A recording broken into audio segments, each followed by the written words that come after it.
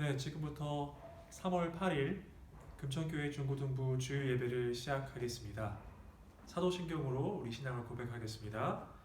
전능하사 천지를 만드신 하나님 아버지를 내가 믿사오며 그 외아들 우리 주 예수 그리스도를 믿사오니 이는 성령으로 잉태하사 동정녀 마리아에게 나시고 본디오 빌라도에게 고난을 받으사 십자가에 못 박혀 죽으시고 장사한 지 사흘 만에 죽은 자 가운데서 다시 살아나시며 하늘에 오르사 전능하신 하나님 우편에 앉아 계시다가 저희로서 산자와 죽은 자를 심판하러 오시리라.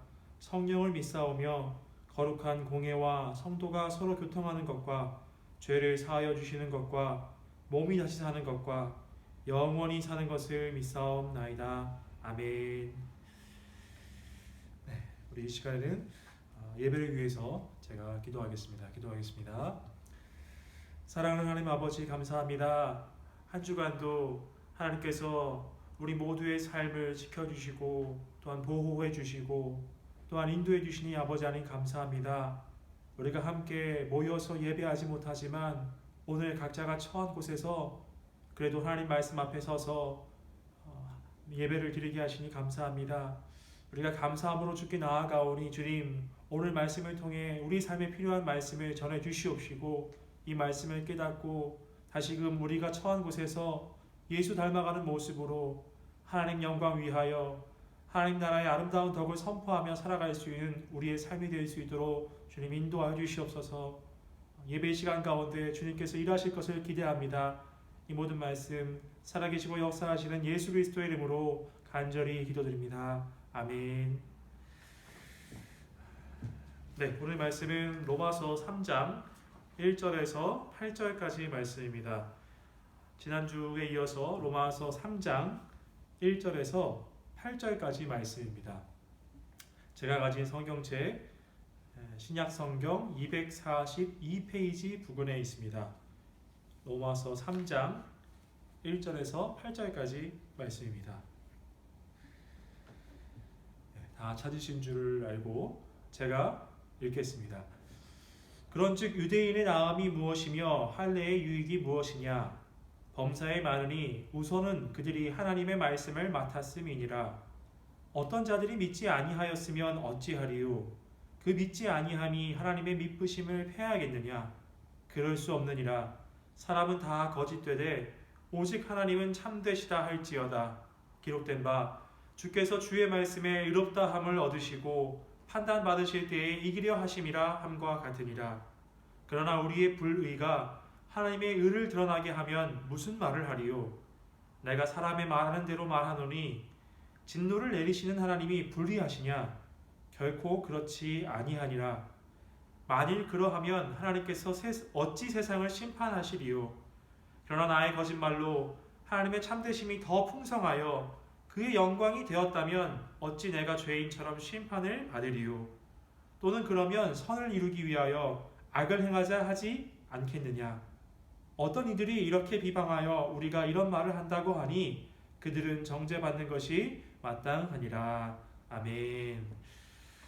네, 오늘 말씀 제목은요. 말씀이 우리에게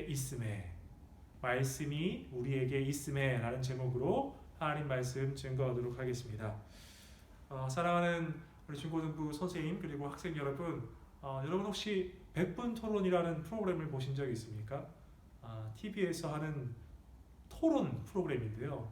진행자가 가운데 있고 여러 명의 토론자들이 이렇게 나와서 각자가 펼치는 주장을 얘기하고 그 주장에 대해서 근거를 얘기하고 한쪽이 그렇게 얘기하면 반대쪽이 이쪽의 주장에 대해서 반박하는 주장을 하고 또한 그 근거를 이야기하고 이렇게 해서 서로가 토론을 하는 프로그램이 바로 100분 토론입니다. 저도 여러 번 말할 때 학생 때에 논술을 잘해야 한다고 해서 이 100분 토론을 꼭 보라는 그런 권유를 많이 받았던 것 같습니다. 당시에는 손석희 씨라고 하는 그런 굉장한 아나운서 분께서 토론을 이렇게 진행하시는 역할을 하셨었는데요. 근데 이 토론, 100분 토론을 보면 굉장히 지루하고 따분하고 굉장히 어려웠습니다. 많은 선생님들께서 권유를 하셔서 TV를 틀긴 틀었는데 내가 이게 무슨 내용인지도 모르겠고 또 토론이 너무 길기도 하고 그래서 TV를 끄거나 다른 채널로 돌렸던 적이 되게 많았던 것 같습니다. 토론이란 게 이런 것 같아요. 내가 알고 있지 않은 주제에 대해서 막 토론을 하면 굉장히 듣기 어려운 것이 토론인 것 같습니다. 제가 왜 지금 토론에 대해서 이야기를 하고 있냐면요. 오늘 우리가 살펴볼 이 본문 말씀은 사도 바울이 믿지 않는 사람들이 하는 그 주장에 대해서 마치 토론장처럼 반박하는 그런 내용을 담고 있습니다. 마찬가지로 아까 제가 토론에 대해서 이야기한 것처럼 마치 오늘 본문도 토론의 한 장면인 것처럼 보여지기에 굉장히 어렵고 따분하고 그래서 이 성경책을 덮어버리고 싶은 그런 충동이 굉장히 많이 일어나는 본문이지요. 하지만 우리가 토론에서 어렵고 따분하지만 끝까지 견디고 잘 보다 보면 거기서 얻는 것이 있죠. 알게 되는 것이 있고 깨닫게 되는 것이 있습니다. 마찬가지로 오늘 본문에서도 이 사도 바울과 불신자들, 그러니까 믿지 않는 사람들에 대한 그 반박을 통해서 어렵지만 또 따분하지만 알게 되고 깨닫게 되는 것이 있습니다. 그것이 무엇인지 오늘 본문을 통해서 한번 살펴보기를 원합니다. 오늘은 특별히 하나님, 우리가 믿는 하나님 분이 어떤 분이신가에 대해서 오늘 본문이 잘 이야기하고 있습니다. 한번 본문 속으로 한번 들어가 보시죠. 오늘 본문에서 사도 바울은요, 불신자들의 어떤 주장에 대해서 반박함을 통해서 하나님의 어떠하심, 하나님이 어떤 분이시라는 것을 크게 세 가지로 얘기합니다. 첫 번째는요, 우리가 3절 볼까요? 3절 보면 어떤 자들이 믿지 아니하였으면 어찌하리요? 그 믿지 아니함이 하나님의 미쁘심을 패하겠느냐라고 되어 있는데요. 하나님이 어떠신 분이라고 소개되어 있죠? 미쁘심. 처음 들어보시는 분도 있을 텐데 우리가 세상에서는 주로 잘 사용하지 않는 말이죠. 미쁘다라는 말. 하나님은 미쁘시다라는 그런 표현을 우리가 오늘 본문을 통해서 할 수 있는데요. 미쁘다라는 말은요, 여러분, 믿음직스럽다, 신실하다 라는 뜻을 가지고 있습니다. 그러니까 미쁘신 하나님이라고 하는 표현은요, 믿음직스러운 것은 어떤 사람을 향해서 믿음직스럽다고 얘기하죠? 약속을 잘 지키는 사람들을 우리는 믿음직스럽다라고 신뢰할 만하다라고 이야기를 합니다. 그러니까 미쁘다라는 표현은 약속을 반드시 지키시는 하나님, 그 하나님께 쓰는 표현이 바로 이 미쁘신 하나님이라는 것이죠.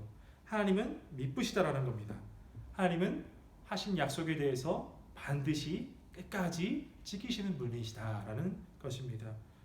우리가 하나님께서 성경을 통해 약속을 반드시 지키시는 분이라는 것을 굉장히 많은 곳에서 살펴볼 수 있는데요. 특별히 우리는 아브라함의 사건을 통해서 하나님은 약속을 반드시 지키시는 분이심을 알 수 있습니다.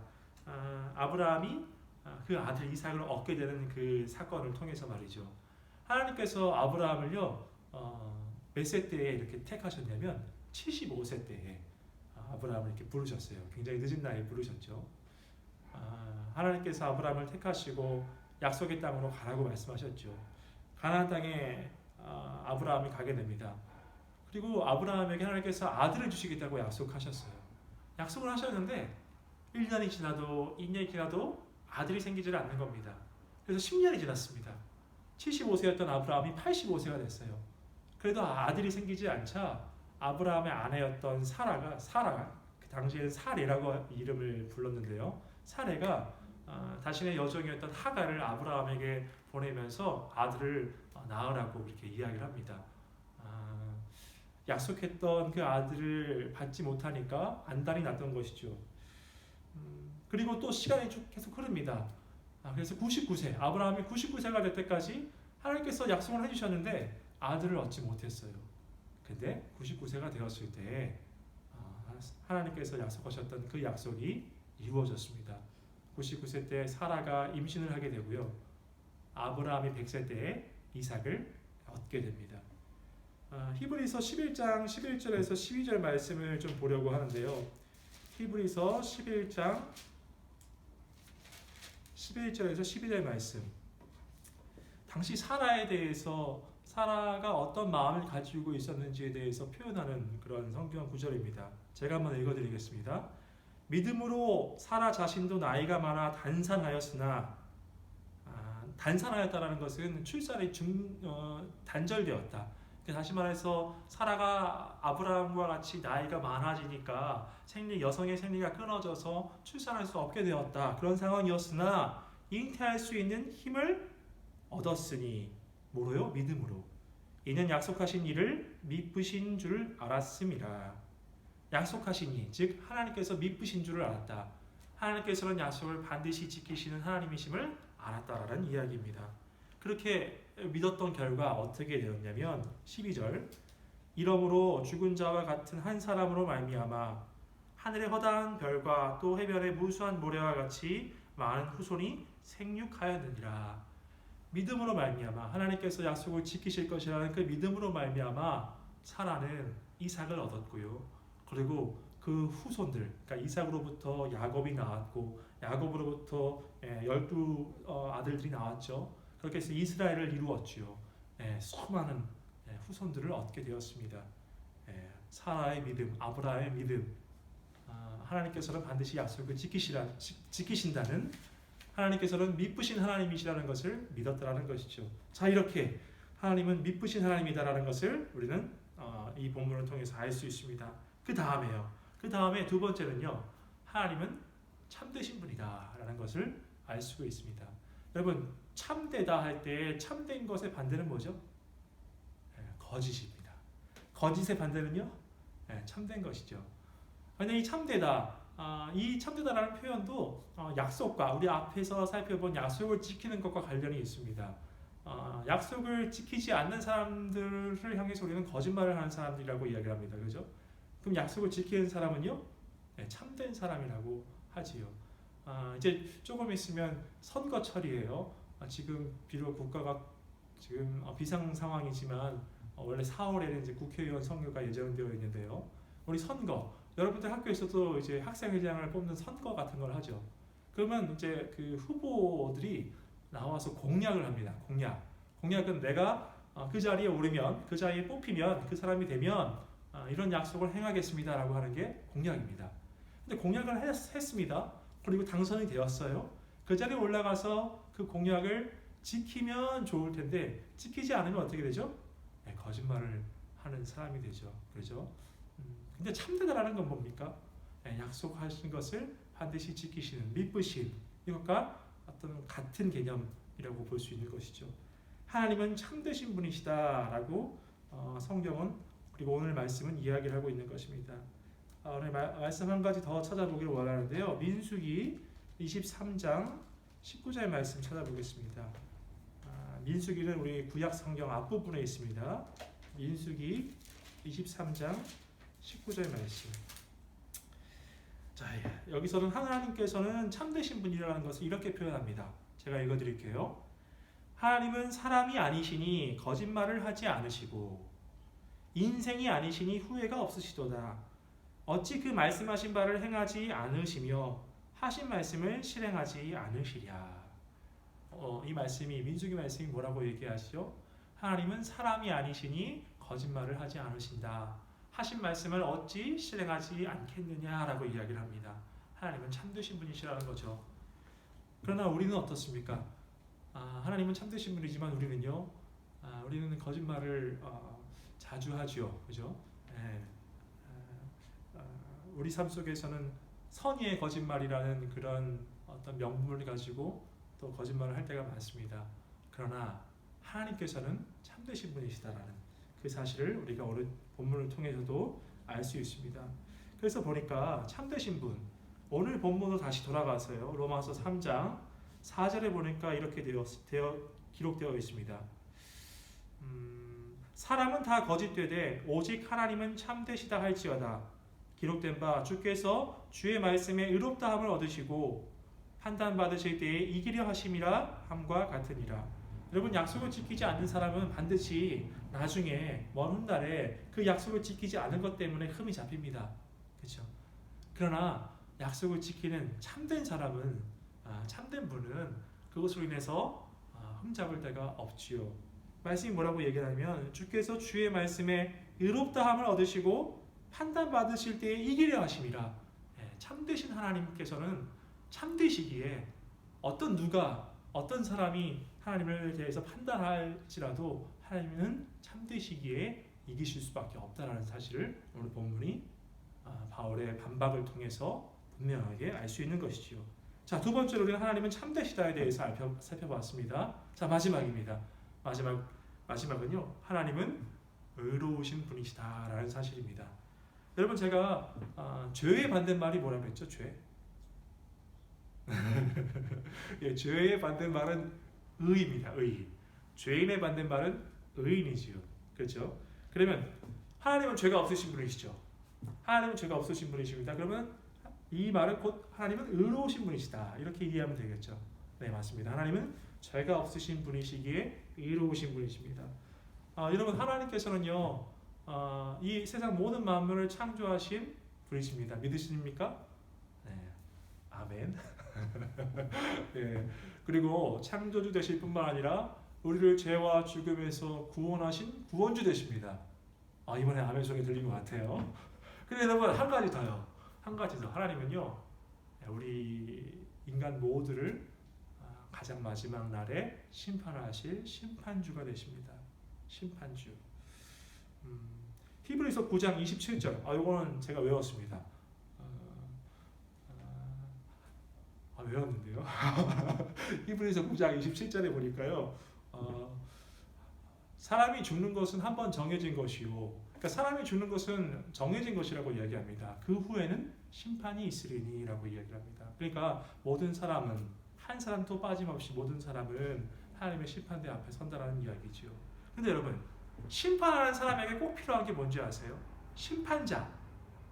여러분, 법원에서 판사라고 할 수 있겠죠. 심판자는. 판사에게 가장 필요한 것이 무엇일까요? 그건 바로 정의로움입니다.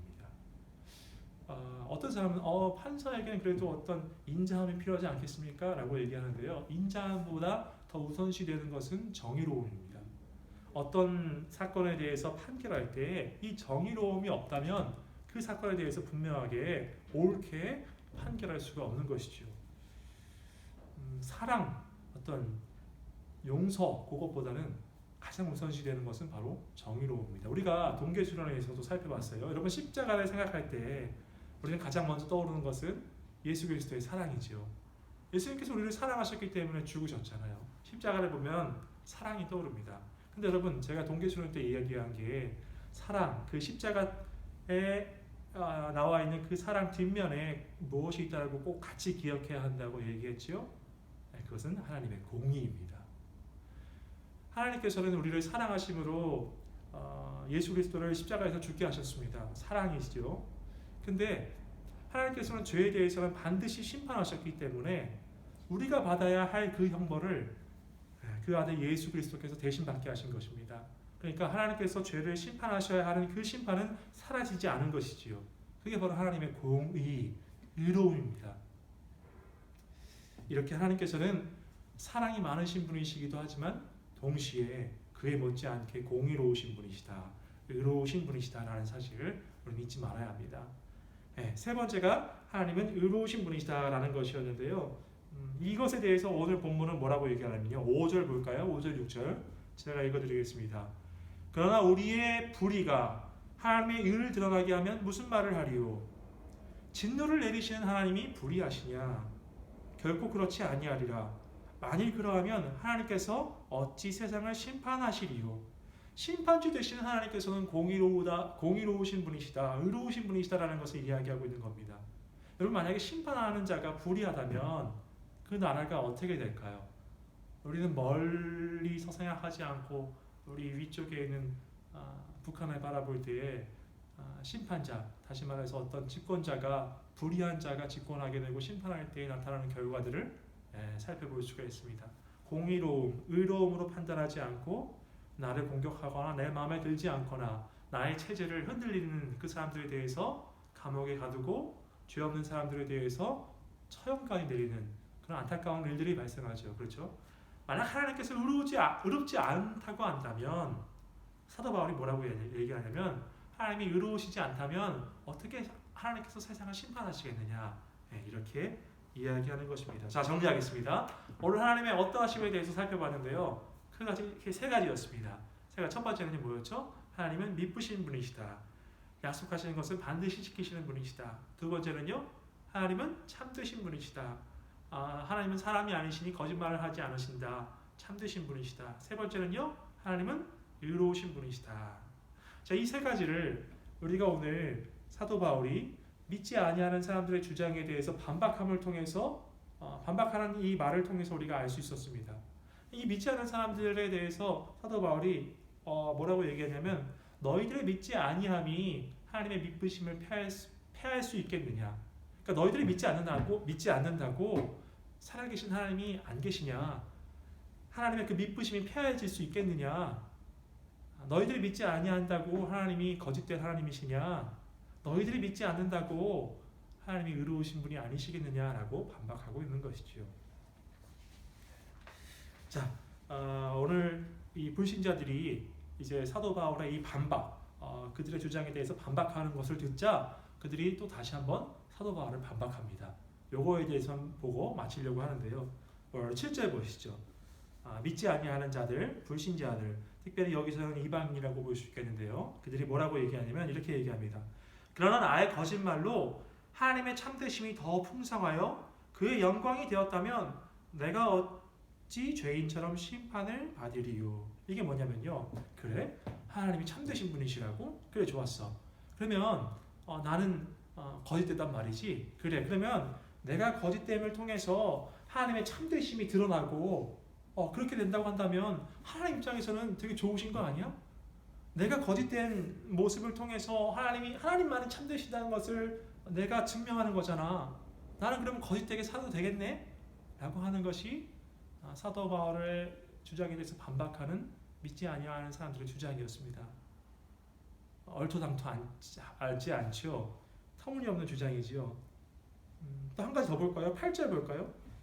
또 그 사람들의 반박이 뭐라고 얘기하냐면 또는 그러면 선을 이루기 위하여 악을 행하자 하지 않겠느냐.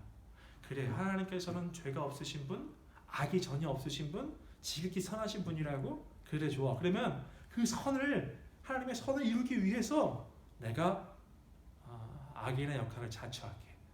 내가 악을 행하면 하나님의 선하심이 더 돋보이지 않을까? 그러면 하나님이 더 높아지지 않으실까? 그렇게 함으로써 이 믿지 아니하는 사람들은요, 자신의 그 악함, 그리고 아까 7절에서는요, 자신의 그 거짓됨에 대한 근거를 찾으려고 했던 거예요. 합리화하려고 했던 것이죠.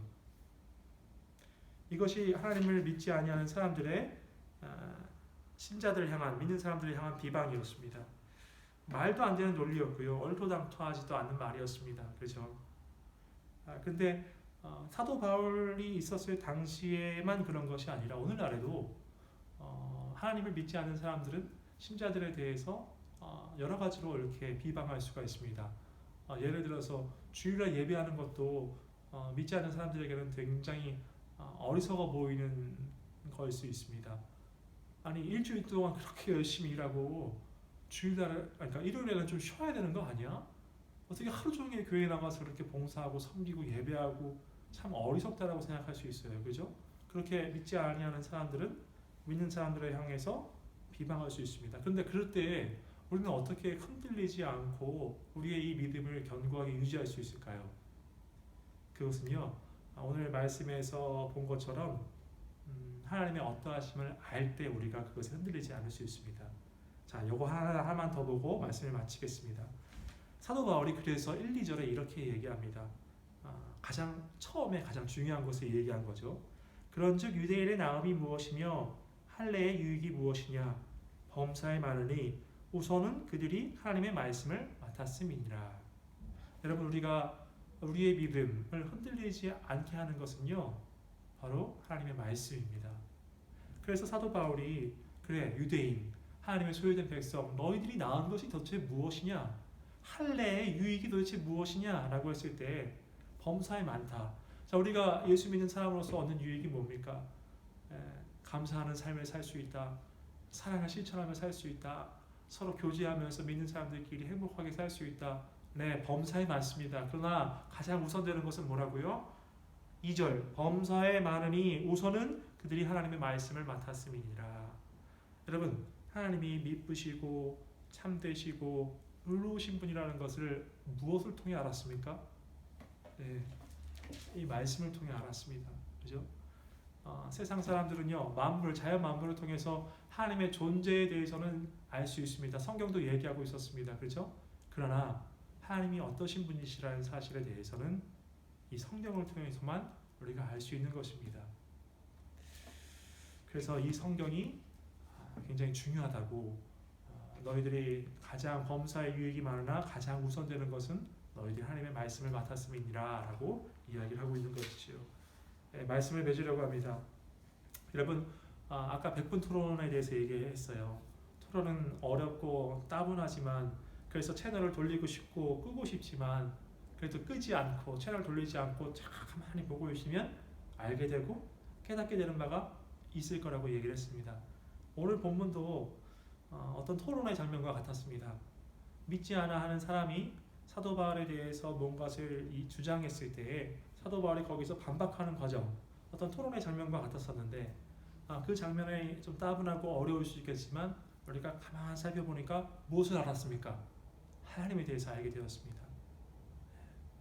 하나님의 어떠하심에 대해서, 미쁘시고 참되시고 의로우심에 대해서 알게 되었습니다. 여러분, 우리가 우리 삶에 예수 믿는 사람이 된 것으로서 많은 유익이 있지만 꼭 기억하십시오. 가장 우선되는 것은 우리가 말씀을 맡았다라는 것입니다. 말씀을 내가 소유하고 있다라는 것입니다. 근데 이것이 왜 가장 큰 유익이냐면, 하나님에 대해서 알 수 있다라는 것도 유익이지만 더 중요한 것은, 여러분, 우리의 삶을 인도하시는 분, 나의 목자 되시는 분이 어떤 분이신가, 참되시고 의로우시고 미쁘신 분이시다, 이것을 알 때 얼마나 큰 위로가 되고 얼마나 큰 위안이 되는지 모릅니다. 나를 인도하시는 분이 약속을 반드시 지키시는 분이시고 참되신 분이시고 의로우신 분이시니까요.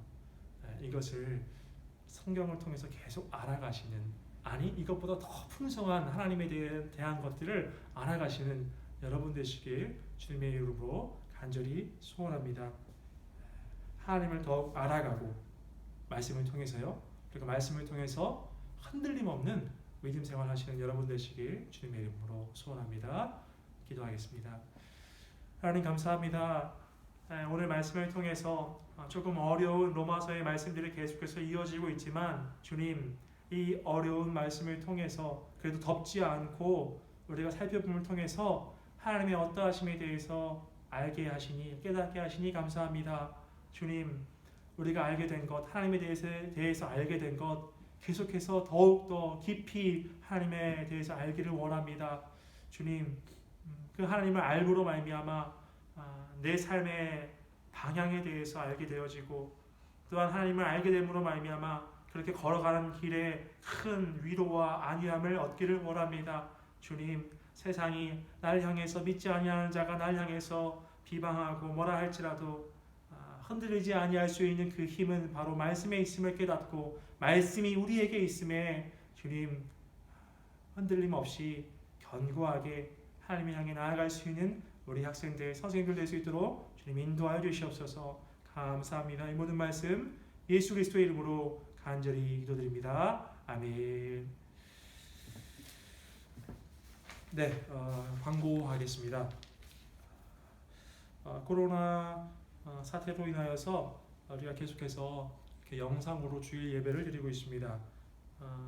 우리 학생들에게 연락을 해보니까 많은 학생들이 학교에 가고 싶다라는 이야기를 하더라고요. 네, 학교를 못 가게 되어서 평상시에는 학교 가고 싶다라는 생각이 안 들었는데 이제는 학교를 가고 싶다라고, 또 교회는 더더욱이 가고 싶다라고 이야기를 하더라고요. 여러분, 혼자 있는 시간이 많은데 그 시간 동안에 뭘 해야 될지 어려움을 겪고 있는 친구들도 있지만, 그 시간에 우리 지난주에도 말씀드렸다시피 어떤 친구들도 만날 수 없고 부모님과도 좀 이렇게 떨어져 있고 하니까 여러분 정말 혼자 있을 수 있잖아요. 여러분 자신을 되돌아보는 시간을 많이 가지시고요. 다음에 공부도 하시고, 또 말씀도 보시고 기도하는 시간을 좀 많이 가졌으면 좋겠습니다. 특별히 기도하실 때에 나라를 위해서 꼭 기도해 주시기 바랍니다. 여러분 나라가 없으면 우리가 없지요, 그죠? 나라와 민족을 위해서 기도해 주시고 그다음에 우리 의료진들을 위해서 코로나와 싸우고 있는 정말 힘겹게 싸우고 있는 그 의료진들, 공무원들을 위해서 꼭 기도해 주시기 바랍니다. 두 번째 광고입니다. 다음 주 예배 또한 상황을 지켜보고 결정하게 될 것 같습니다. 속히 상황이 해결되어서 여러분들 꼭 하루빨리 만났으면 좋겠습니다. 마지막으로 세 번째는요. 여러분들 우리 중고등부 네이버 밴드가 있는데요. 밴드에 저만 글을 올리니까 좀 그런 것 같아요. 그래서 여러분들이 주일날 이렇게 영상으로 예배하고 있는 모습을 좀 찍어서 나는 이렇게 주일 예배를 하고 있습니다. 이런 거를 좀 올려주셔서 서로 공유해 주시면 많은 친구들이 예배하는 데 있어서 어떤 큰 동기부여를 받을 수 있을 것 같아요. 쟤는 저렇게 예배하는구나. 우리가 교회에 모이지 않으니까 아무래도 예배가 좀 어렵잖아요. 그죠? 다른 친구들은 이렇게 예배를 드리는구나. 서로 이렇게 귀한 영향력을 받을 수 있도록 내가 예배하는 모습을 좀 찍어서 공유해 주시면 너무 좋을 것 같습니다. 네, 이상으로 광고를 마치고요.